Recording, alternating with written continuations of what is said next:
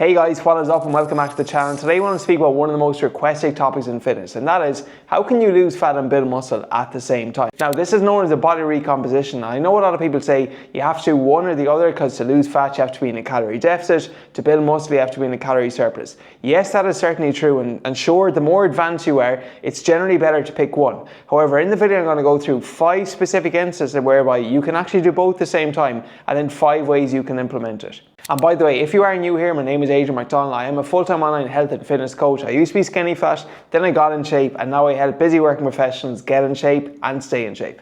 Okay, so who is body recomposition for? So 5 specific ways. Firstly is if you're a beginner. So if you've no prior gym experience at all, you haven't really done much in the gym, and then you're new to it, you will get newbie gains. You can absolutely do both at the same time. In fact, one of my clients, Paul, he only started lifting weights at the age of 60, and he managed to lose 7 kilos of body fat in his first 3 months, but also build some lean muscle too. Okay, next up is if you're a detrained. So imagine that you've been training for quite a while, but then you took a break for maybe 6 months or for a year, and you just lost out in your training. But then once you get back into that routine again, you essentially have the muscle memory there, it just needs to be activated.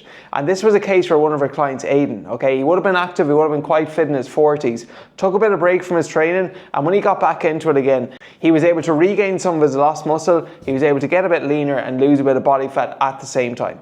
Now, body recomposition can also work well for number 3, and that is if you have a higher body fat percentage or you're carrying a bit too much weight. So you already have a decent amount of body fat anyway, so even with a slight reduction in calories, what you will notice is you will lose body fat, but you will also increase muscle mass and add more muscle tone. And this was the case for one of our clients, Johnny. So he went from 97 to 70 kilos, I believe, after 1 year of coaching, whereby we helped him lose body fat, but as you can see from his pictures as well, a significant improvement in his body composition.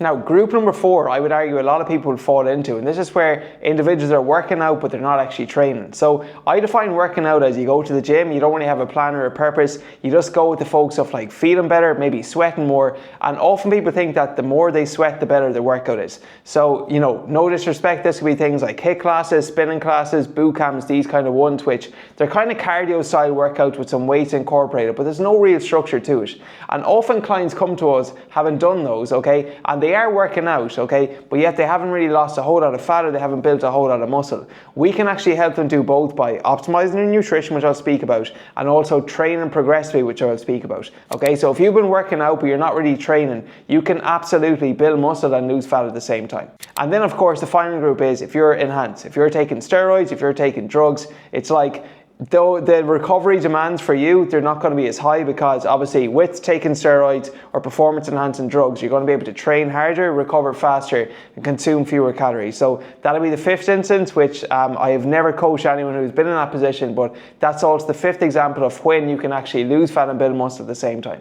Okay, so now that we know the 5 kind of people that the body recomposition works for, now we need to establish how do you actually do it. So the first thing you need to start is determine what is your primary goal, okay? So do you need to lose fat primarily or do you need to build muscle primarily? The easiest way to establish this is if you were less than 15% body fat for men or 25% for women, I would focus on building muscle. If you can see your abs, okay, you probably have earned the right to build muscle. If you cannot see your abs yet, we always say you have to earn the right to get there first of all, so I'd focus on losing fat. So generally speaking, if your body fat levels are higher than 15% for men or 25% for women, I would focus on fat loss. Lower than that, I'd focus on building muscle.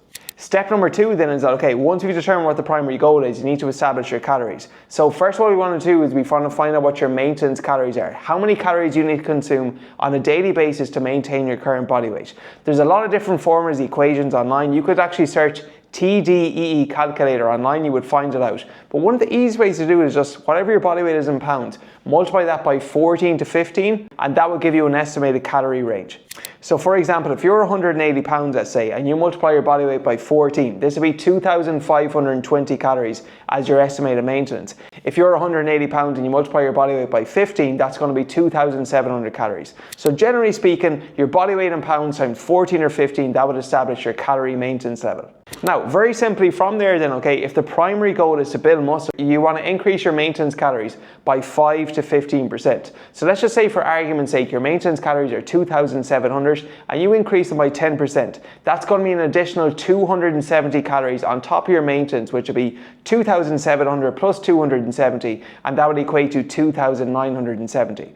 On the flip side, if your primary goal is you want to lose body fat, you want to lose a bit of weight, you would subtract 10 to 20% from your maintenance calories. So let's just use the same example again. 2,700 is your maintenance calories. You want to subtract, let's just say 10%, which is 270 calories. That'll mean that your maintenance or your calorie deficit, this would come in at what? 2,430 calories. Quick math there. Okay, so then once you've set your calories in, what are some targets you want to be aiming for? So we always say, generally speaking, you want to be aiming for a 1 to 2% reduction or increase in your body weight per month. So if you're focused on building muscle, no more than 1 to 2%. If you're focused on losing fat, 1 to 2% or even up to 4%. But generally speaking, 1 to 2% would be a good place to start. Now, what you really want to be seeing though is improvements in your gym performance. So if you're getting stronger, okay, your lifts are improving, your strength's improving, okay, you're seeing changes in the gym, that's a really good indication that whatever you're doing, it's working. As well as this too, you should start seeing visual changes when you look at yourself in the mirror, when you're wearing your clothes and so on. They're all really good indications you're moving in the right direction.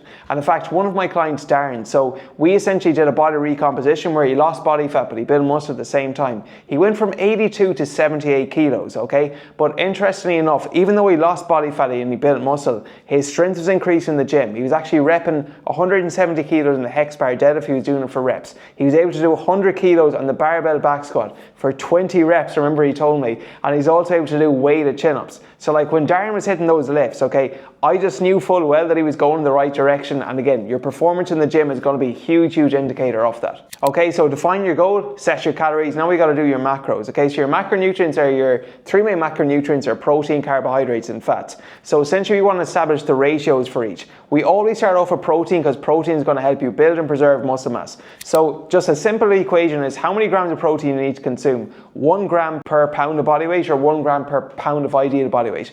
I like to go in the higher end though of at least 1 gram per pound of body weight. So let's just say again, you're 180 pounds, 1 gram per pound of body weight would be 180 grams of protein per day. Now with source of protein, it's really important you don't just choose any old source of protein. Like for example, people say that, okay, well are nuts a good source of protein? Nuts are a source of protein, but they're not a protein food. So for example, if you get 25 grams of protein from nuts, that would equate to about 600 odd calories. Whereas if you get 25 grams of protein from something like a lean chicken breast, that would only be about 120, 130 calories. So when you're choosing your source of protein, the calorie to protein ratio, that's really important, which is why I'm generally a fan of a leaner source of protein. These will include poultry, so chicken and turkey, white fish, salmon, lean steak mince, eggs, Greek yogurt and also protein powders. So after you establish your protein, the next up is going to be dietary fat. So what I would recommend is just generally 20% at least your calories coming from dietary fat. Now when it comes to dietary fat, I would recommend that you consume at least one of these food groups every single day. So salmon, sardines, lean steak mince or eggs.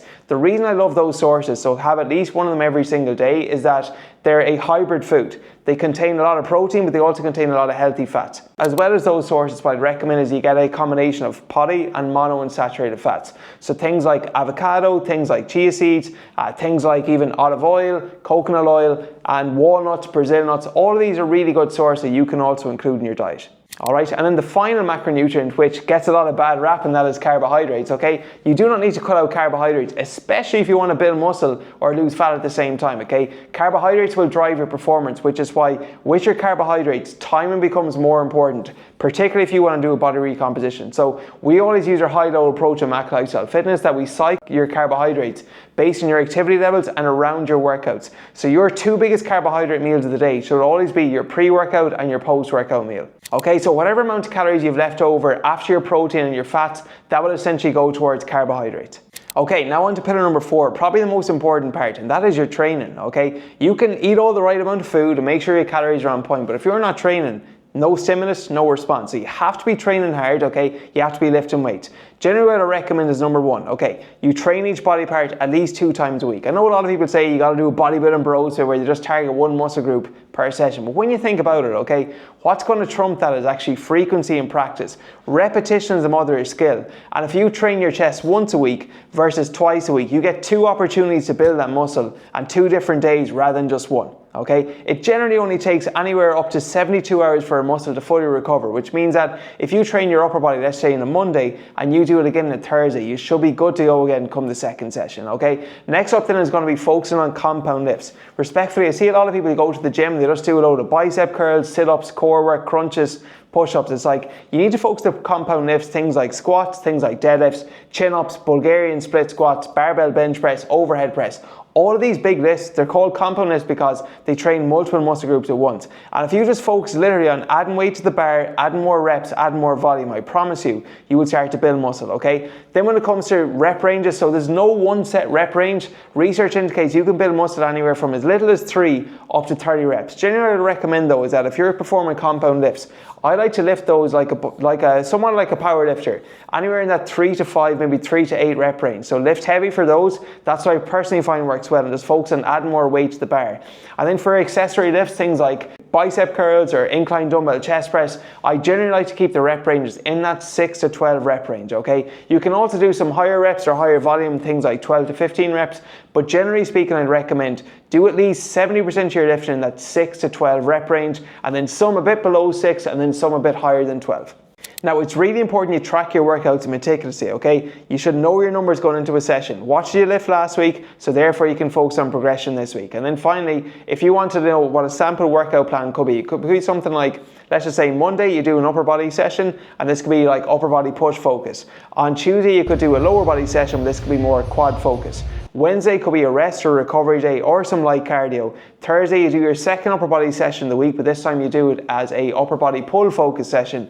And then Friday, because you did your quad focus leg session on Tuesday, you can do a hamstring and glute focus leg session on Friday, okay? Saturday, Sunday, feel free to rest, or you could do some cardio. Or if you want to bring up any leg and body parts, let's just say for me, it's my medial delta, it's my arms at the moment, you could do an extra session there. But above all else with training, it's like intensity matters most. So like you could write down the exercise on the sheet of paper, it could be the perfect program, but if you're not training hard enough, no stimulus, no response. And then finally, number 5 is just other areas that you need to optimize. And probably the most important is just sleep. Like sleep is the most underrated form of recovery that most people neglect. And if you're training hard, okay, you're eating well, but you're not getting a good night's sleep, or you're not recovering properly, you're not going to be able to get after as much, you're not going to be able to fulfill your potential. So I'd recommend getting at least 7 hours sleep a night. Interesting enough, a study showed that participants, 2 groups, were consuming the exact same number of calories, okay? One group was sleeping on average less than 5.5 hours a night. The other group were getting more than 8.5 hours a night,